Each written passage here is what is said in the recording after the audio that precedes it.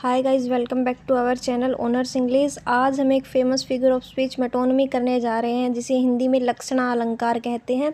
Metonymy को हम दूसरे वर्डों में कह सकते हैं कि किसी भी चीज़ का, इंसान का या फिर कोई भी फ्रेज़ का नाम बदल के उसी से रिलेटेड कोई दूसरा नाम दे देना।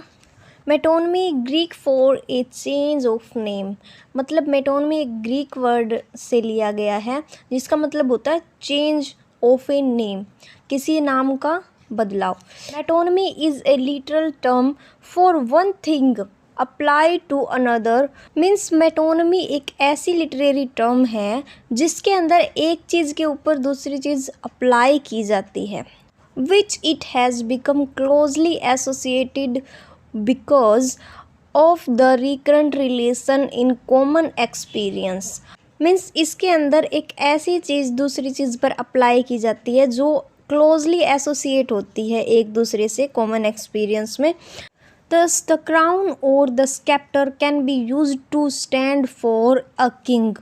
मतलब द क्राउन और स्केप्टर वर्ड जो है वो किंग की जगह पर यूज़ किए जाते हैं।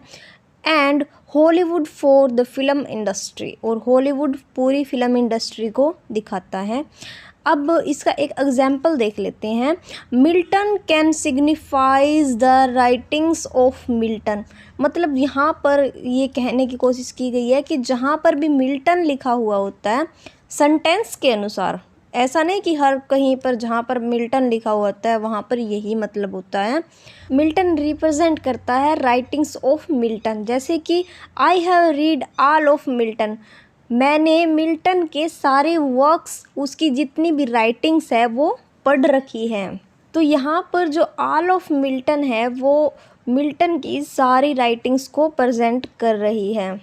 अब कुछ और एग्जाम्पल्स देख लेते हैं। ही सक्सीडेड टू द क्राउन, यहाँ पर जो क्राउन वर्ड है वो मोनार्की के लिए यूज़ किया गया है, मतलब उसे राजा बना दिया गया है। Grey hair should be respected, मतलब यहाँ पर कहा गया है कि हमें बड़े बूढ़ों की इज्जत करनी चाहिए। यहाँ पर जो ग्रे हेयर्स है वो ओल्ड मैन के लिए यूज़ किया गया है।